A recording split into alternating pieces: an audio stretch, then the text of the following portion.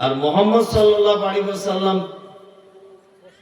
কত বছর পর্যন্ত তিনি বেঁচে ছিলেন? 63 বছর। আলহামদুলিল্লাহ, আপনারা তো ভালোই জানেন 63 বছর। তাহলে 23 বছর নবুয়তি জিন্দেগি, আর ওদিকে কত বছর? 40, তাই না? তার মানে আমরা এই 1 থেকে নিয়ে 40 বছর পর্যন্ত আল্লাহ রাসূল সাল্লাল্লাহু আলাইহি ওয়াসাল্লামের জীবনী থেকেও আমাদের জন্য যে কিছু শিক্ষা ছিল বা আজও রয়ে গেছে, সেই ব্যাপারগুলো আমরা খুব একটা আলোচনা করি না। করি না। আমি এই 40 বছরের ভিতরে ঘটে যাওয়া একটা ঘটনা থেকে আপনাদেরকে একটা শিক্ষা আমি দিতে চাইছি। আল্লাহ রাসূল সাল্লাল্লাহু আলাইহি ওয়াসাল্লাম যে দেশটায় তিনি জন্মগ্রহণ করেছিলেন, দেশটির নাম কি? মক্কা। দেশটির নাম মক্কা। কি নাম? সৌদি আরব। সৌদি আরব নয়, সৌদ ও দেশের বাদশার নাম। দেশটির নাম আরব। আর যে শহরে তিনি জন্মগ্রহণ করেছিলেন শহরটির নাম মক্কা, তাই না? মক্কা। আপনারা জানেন যে যুগে তিনি জন্মগ্রহণ করেছিলেন বা যে প্রেক্ষাপটে তিনি পৃথিবীতে এসেছিলেন, সেইটার নাম কি? আইয়ামে জাহিলিয়া, বর্বরতার যুগ। মানে বর্বরতা এতটাই ছিল যে একটা মানুষ মারা গেল, তার মাথাটা কেটে নিয়ে তার মগজ বার করে, ঠিক আমার একটু পিঠা দেখুন, এরকম মাথার কুলি যেটা বলে, এই মাথার কুলিতে মদ রেখে তারা পান করত। এতটাই বদমাইশ ছিল, মানে বদমাইশি চরম পর্যায়ে। সেই সময় মক্কাতে 4টি পাপ ছিল, খুব বড় পাপ, গোটা মক্কাকে বিরাজ করেছে 4টি পাপ। এক হচ্ছে মদ পান, দুই হচ্ছে বৈধ মনে করে ব্যভিচারে লিপ্ত হওয়া, 3 চক্রবৃদ্ধি হারের সুদ, 4 গোত্রীয় ঝামেলা। আপনি যদি ইসলামের ইতিহাস যদি দেখেন, আউস আর খাজরাজ নামক 2টি গোত্র একটি উটকে পানি পান করানোকে কেন্দ্র করে 100 বছর যাবত তারা যুদ্ধ চালিয়েছে। কত বছর?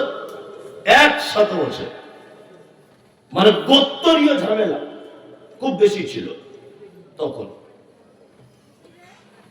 আল্লাহ নবী সাল্লাল্লাহু আলাইহি ওয়াসাল্লাম তিনি ছোট থেকেই ছিলেন খুব নির্ভীক, কোমল হৃদয়ের, প্রতিবাদী মানুষ ছিলেন। তিনি খুব নম্র ভদ্রতার সাথে জীবন যাপন করতেন।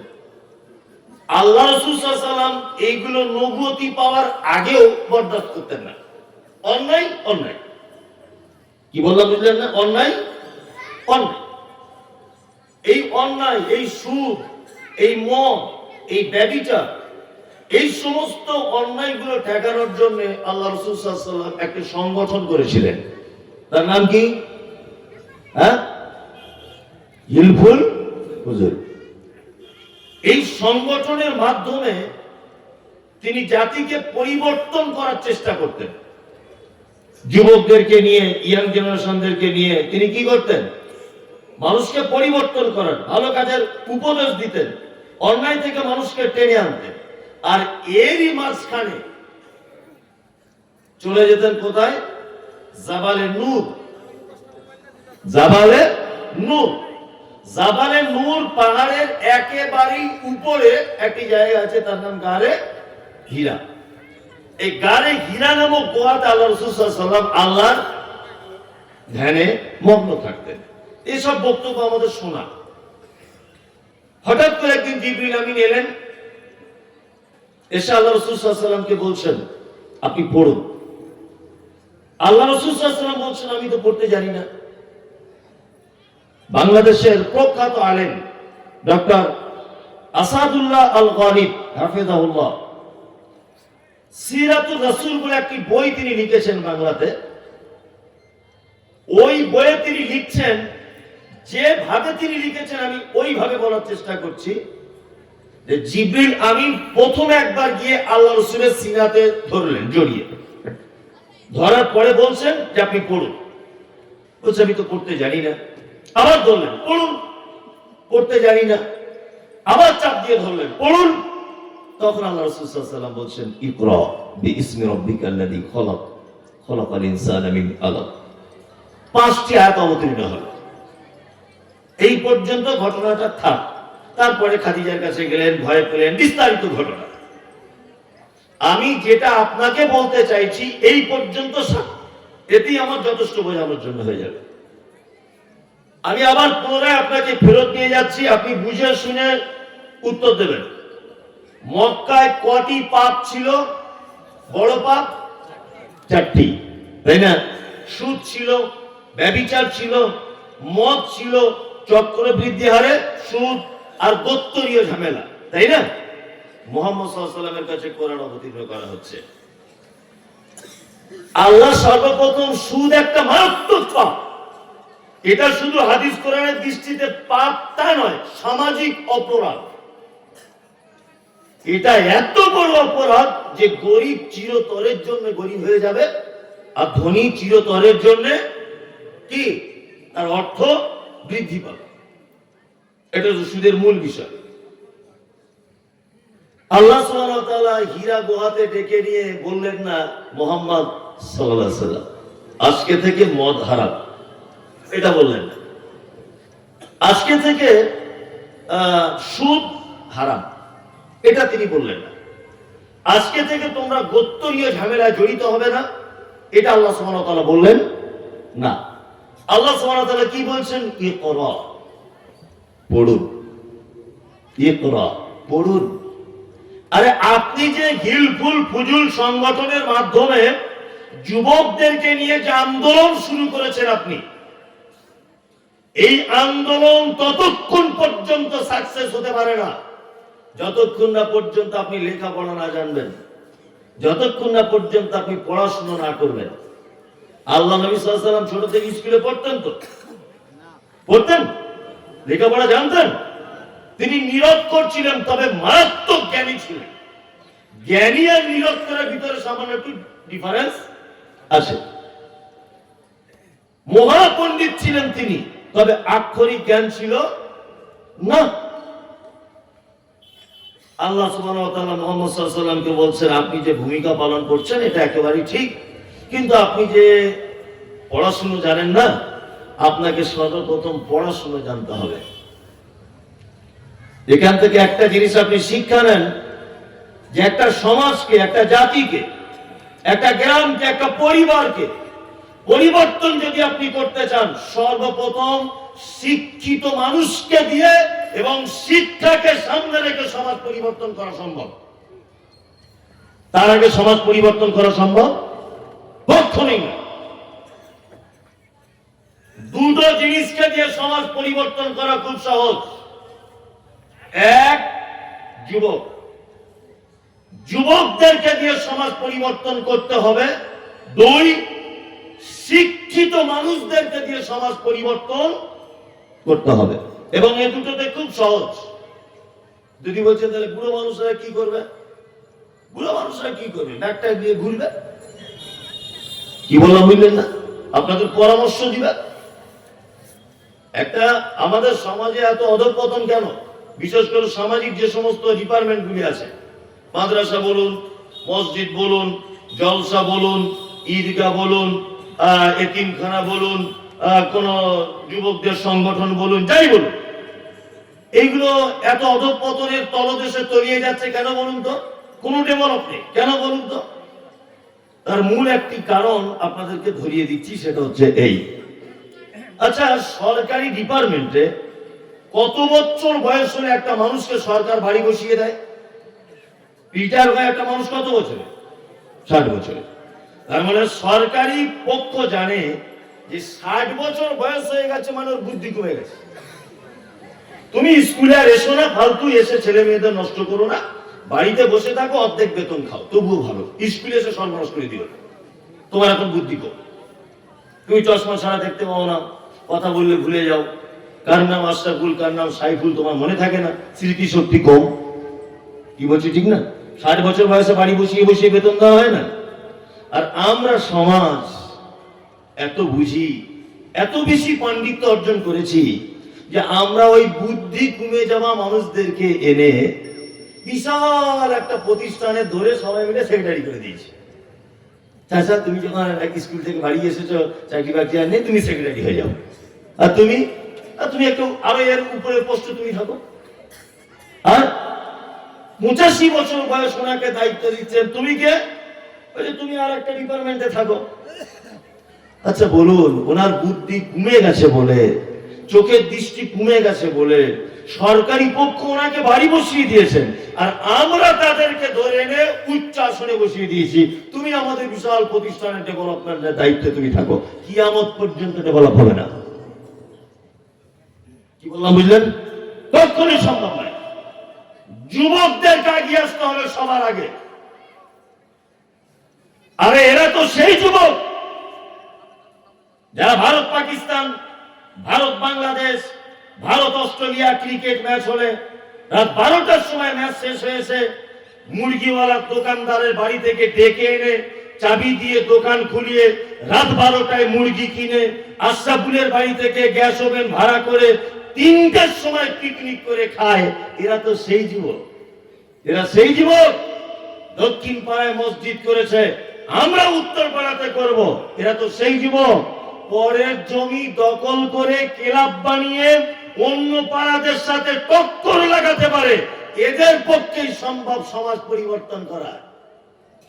কি বলছি বুঝতে পারছেন না? ও বুড়ো হয়ে গেছে, খাতা নিয়ে চলতে পারে না, 5 বার দিনে ওজন নষ্ট হয়ে যায়, ও বড় দায়িত্ব নিয়ে বসে আছে, কোন রকমের উন্নতি হবে না। কি বলছি বুঝতে পারছেন? বয়স্ক লোকেরা রাগ করছে, কাকে আনলি যে,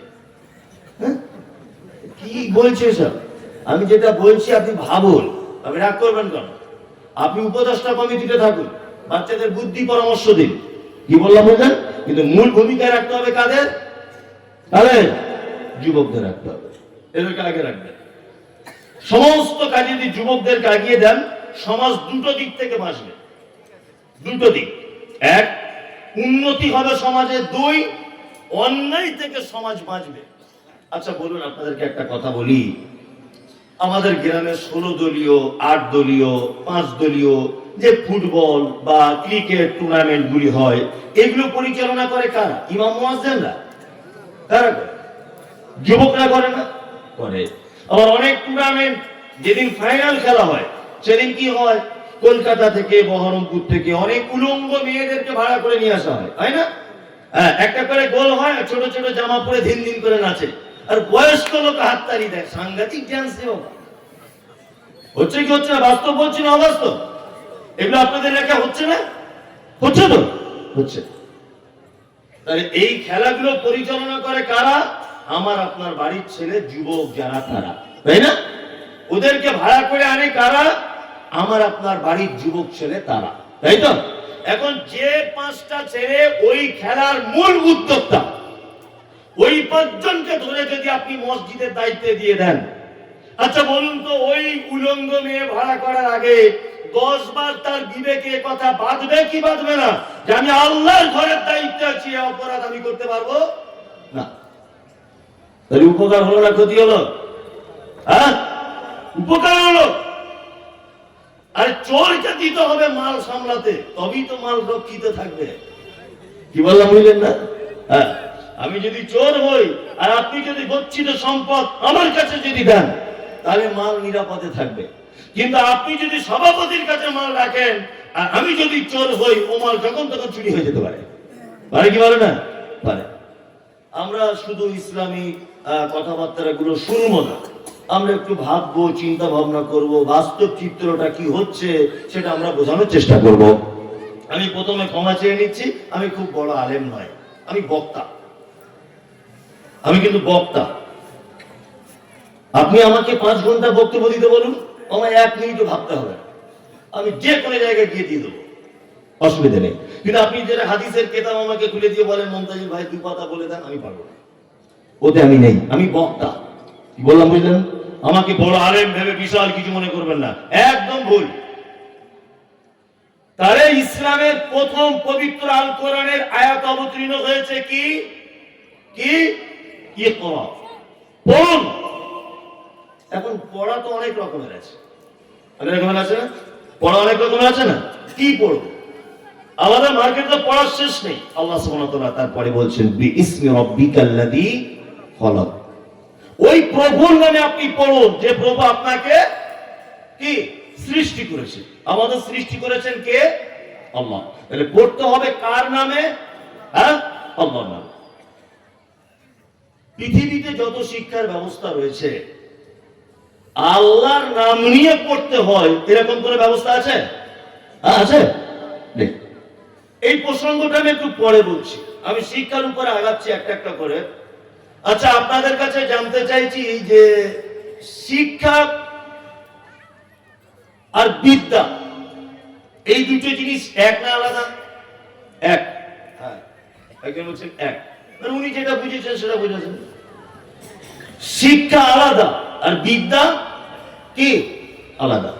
বিদ্যা কাকে বলে আর শিক্ষা কাকে বলে, এটা আমি একটু ডিফারেন্স করে আপনাকে বোঝাই, আমি আস্তে আস্তে করে আগাচ্ছি। ওইখানে তোর দাদির কবর, ডালিম গাছের তলে 30 বছর ভিজায় রেখেছি দুই নয়নের জলে। এর নাম বিদ্যা। এর নাম কি? বিদ্যা। কবি যিনি লিখেছেন এটা, উনি ওনার পোতাকে বলতে চাইছেন, ওই দেখ ওটা তোর দাদির কবর, তোর দাদিকে আমি এত ভালোবাসতাম, আজকে 30 বছর ওর প্রেমে পাগল হয়ে আমার চোখ দিয়ে পানি পড়ে পড়ে চোখটা আমার ঘা হয়ে গেল। আচ্ছা, ওর বউ মারা গেছে, এটা আমার ছেলে মুখস্থ করে উপকার কি হবে? কোন উপকার হবে? হ্যাঁ, হবে না। বর্তমানে একটা কবি ছিলেন কুমুদ রঞ্জন মল্লিক, উনি একটা কবিতা বড় আকারে লিখেছিলেন, প্রায় 30-32 লাইনের। শেষের দিকে উনি বলছেন, অজয়ের ভাঙনেতে করে বাড়ি ভঙ্গ, তবু নীতি নীতি ঘেরি নব নব রঙ্গ, চাই না এ কুঞ্জে ছেড়ে যেতে মন যে, কোথা পাবো একসাথে এত সাধু সঙ্গ। অজয় নদীর পাড়ে ওনার বাড়ি, নতুন হাট না নতুন গ্রাম বলে একটা জায়গায় ওনার বাড়ি। ওনাকে পল্লী কবি বলা হয়, গ্রাম্য কবি। উনি গ্রামের পরিবেশ পরিস্থিতি নিয়ে তিনি কবিতা লিখতেন। তো তিনি একটা কবিতা উল্লেখ করছেন, অজয়ের ভাঙনেতে করে বাড়ি ভঙ্গ, তবু নীতি নীতি হেরি নব নব রঙ্গ, চাই না এ কুঞ্জে ছেড়ে যেতে মন যে, কোথা পাবো একসাথে এত সাধু সঙ্গ। অজয় নদীর পাড়ে আমার বাড়ি, প্রত্যেক বছরে নদীতে বান এসে আমার বাড়ি ঘর তো সব ভেঙে যায়, আবার আমি নতুন করে গড়ে তুলি। তারপরেও আমার ইচ্ছা হয় না কলকাতায় গিয়ে ফ্ল্যাট কিনে বসবাস করি। গ্রামের যে কি পরিবেশ, আমি বলছি ওটা আপনার মনের ইচ্ছা, ওটা আপনার মনের ইচ্ছা, ওটা আমার বেটা মুখস্থ করে উপকার কি হবে? কোন উপকার আছে? কোন উপকার নেই ওতে। এর নাম কি? বিদ্যা। বিদ্যা হচ্ছে সেটা যেটা মানুষ তার ব্রেনের ভিতরে ঢোকায়, তার মগজে ঢোকায়, কিন্তু তাতে তার কোনো উপকার হয় না। এর নাম কি? বিদ্যা। ওই জন্য সারা পৃথিবীর যত মানুষ রয়েছে, আমরা অনেক মানুষের নামের আগে কয়েকটি সার্টিফিকেট নিজেরা দিই, খুব বিদ্যান বলি না, লোকটা খুব বিদ্যান, খুব পণ্ডিত বলি না, বলি লোকটা খুব বিদ্যান। এটা আপনি চোখ বন্ধ করে বলতে পারেন, কোনো সমস্যা নেই। কিন্তু কোন লোকের আগে আপনি সহজে বলবেন না লোকটা খুব শিক্ষিত, এটা সহজে বলা যাবে না, কারণ বিদ্যা আলাদা, শিক্ষা আলাদা। যেমন শিক্ষা কাকে বলে? শিক্ষা হচ্ছে সেটা যেটা আপনি অধ্যয়ন করার পরে আপনার চোখের দৃষ্টি পরিবর্তন হবে, যেটা আপনি অধ্যয়ন করার পরে আপনার মুখের রুচির পরিবর্তন হবে, যেটা অধ্যয়ন করার পরে আপনার পোশাকের রঙের পরিবর্তন আসবে, যেটা অধ্যয়ন করার পরে আপনার বন্ধুর পরিবর্তন হবে। এটার নাম কি? হ্যাঁ, কি? শিক্ষা। কি বললাম বুঝলেন? এটার নাম শিক্ষা। দেখবেন হেডমাস্টার, আইপিএস অফিসার, বিডিও বাবু যে রুমটাতে বসে থাকে ওই রুমটার উপরে লেখা আছে নেম প্লেটের মতো বড় প্লেটে নো স্মোকিং, ধূমপান করিবেন না, লেখা থাকে না? অনেক অফিস আদালতে থাকে কি থাকে না? থাকে, অনেক অফিস আদালতে লেখা থাকে। অথচ বিডিও বাবু যে ডিপার্টমেন্টে তিনি বসে আছেন, উনি একজন উচ্চ শিক্ষিত মানুষ, উচ্চ শিক্ষিত মানুষ, উনি নিজেকে শিক্ষিত বলে প্রমাণ করতে চায়। আমি মুমতাজুল ইসলাম বলছি, উনি বিদ্যার মানুষ, উনি শিক্ষিত মানুষ না। কারণ উনি যদি সিগারেটই যদি টানবেন বা অন্য কেউ যদি ওনার রুমে এসে সিগারেটটা টেনেই যদি ফেলে, তাহলে উনি আর শিক্ষিত থাকলো কি করে? উনি জানেন না যে সিগারেট স্বাস্থ্যের পক্ষে খুব উপকার, কি ক্ষতিকর? স্বাস্থ্যের পক্ষে ক্ষতিকারক এরকম একটা জিনিস একটা লোক হেডমাস্টার হয়ে ধূমপান করছে, তাহলে একে শিক্ষিত বলা যাবে না? উনি বিদ্যা শিক্ষিত মানে অর্জন করার পরে পরই সাথে সাথে তার ভিতরে যত অপরাধ, তার যত মদ মাতাল অসভ্য বন্ধু, তার মুখের রুচি, তার চোখের দেখা, সমস্ত কিছুর পরিবর্তন ঘটবে। এ হচ্ছে শিক্ষিত। কি বললাম বুঝলেন? শিক্ষা কয় প্রকারের এবারে বলবো। কয় প্রকারের শিক্ষা? মূলত দুই প্রকারের, অনেক প্রকার আছে, মূলত দুই প্রকারের। এক দ্বীনি শিক্ষা, আর একটা কোনটা? দুনিয়াবী শিক্ষা, তাই না? এইবার আমরা বলি, আমরা কোনটাকে নিয়ে ব্যতিব্যস্ত? দুনিয়াবী, তাই না? আমরা মানুষ খুব চালাক, খুব চালাক না? খুব চালাক। কত চালাক দেখবেন, নিজের ছেলেকে পড়িয়েছে আল-আমিন মিশনে। কি বললাম বুঝলেন? নিজের ছেলে পড়ায় আল-আমিন মিশনে, নিজের ছেলেকে পড়ায় আল হেলাল মিশনে, আর বাপ মারা গেছে মাদ্রাসায় গরিবের ছেলে বাড়িতে ডেকে এনে 200 টাকা দিয়ে বলে আমার বাপের নামে 4 বার কোরআন খতম করে দাও, বাপ যেন জান্নাতে ঢুকে যায়। ফেরেশতারা এত বোকা? আল্লাহ এত সহজে তোমাকে জান্নাতে দিয়ে দেবে তোমার বাপকে? নিজের বেটাকে দামি স্কুলে পড়ায়, মাদ্রাসায় পড়ায় না, 200 টাকা দিয়ে অন্যজনের বেটাকে তুলে এনে খতম দিয়ে বলছে আমার বাপ স্বর্গে চলে যাবে। এগুলো কি বোকা লোকের পরিচয় নয়? হ্যাঁ, বোকা লোকের পরিচয়, বোকা লোকের পরিচয়। আমরা চালাক, খুব চালাক। চলুন এবার আপনাদেরকে খুব গল্প আকারে আমি বোঝানোর চেষ্টা করছি। এক, শিক্ষা আমরা দুটো পাঠ জেনে নিলাম। এক, আখিরাতের প্রতি অর্থাৎ দ্বীনি শিক্ষা, আর দুনিয়ার প্রতি একটি, তার নাম দুনিয়াবী শিক্ষা। মুহাম্মদ সাল্লাল্লাহু আলাইহি ওয়াসাল্লামের ভাষা কি?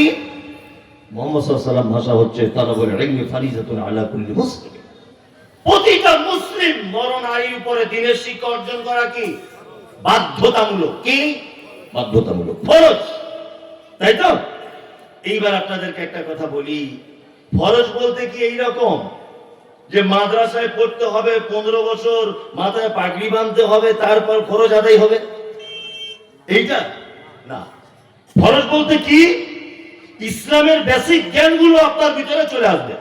তাওহীদ কাকে বলে, শিরক কাকে বলে, আল্লাহ সুবহানাহু ওয়া তাআলার প্রতি আপনার কি হক রয়েছে, স্বামী স্ত্রীর কেমন সম্পর্ক গঠন হওয়া দরকার, পিতামাতার সঙ্গে সন্তানের ব্যবহারটা কেমন হওয়া দরকার, এই মূল বিষয়গুলো একটা মুসলিমের উপরে জানা কি বাধ্যতামূলক, তাই না?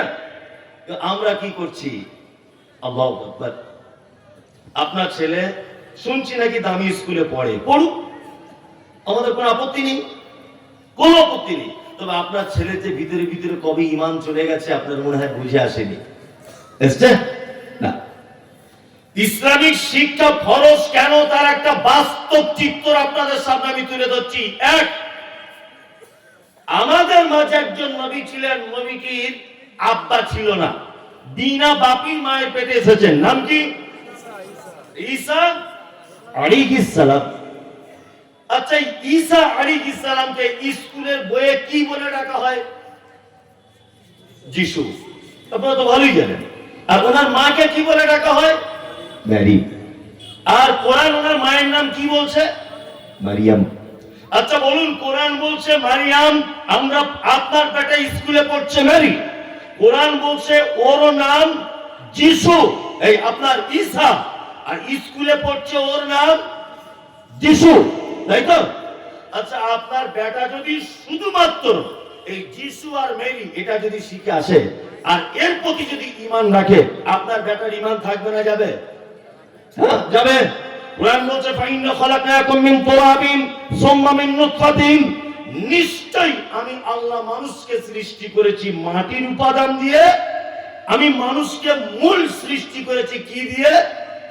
মাটি দিয়ে। তারপরে নুতফা। আমি ওই আয়াতের শেষে পর্যন্ত পৌঁছাচ্ছি না, শুধু মানুষকে তৈরি করা হয়েছে কি দিয়ে? মাটি দিয়ে, তাই তো? আচ্ছা মাটি দিয়ে যে মানুষকে বানানো হয়েছে, এই ঈমান রাখতে হবে না হবে না? হবে হবে। স্কুলে কি বলছে? চার্লস ডারউইনের থিওরি, বানর থেকে মানুষ হয়েছে, বলছে না? এগুলো আমি মাঝে সাঝে হাসি পাই, শিক্ষিত মানুষরা আসে মাঝে সাঝে অবাক হই, এগুলো হয় কি করে, এগুলো পড়ায় কি করে, বইয়ের পাতাতে আজও আছে কি করে? ওই জন্য দেখবেন ডাক্তার বাবু যে চেম্বারে বসেন, ওই চেম্বারে একটা ক্যালেন্ডার রাখা আছে 2024-এর।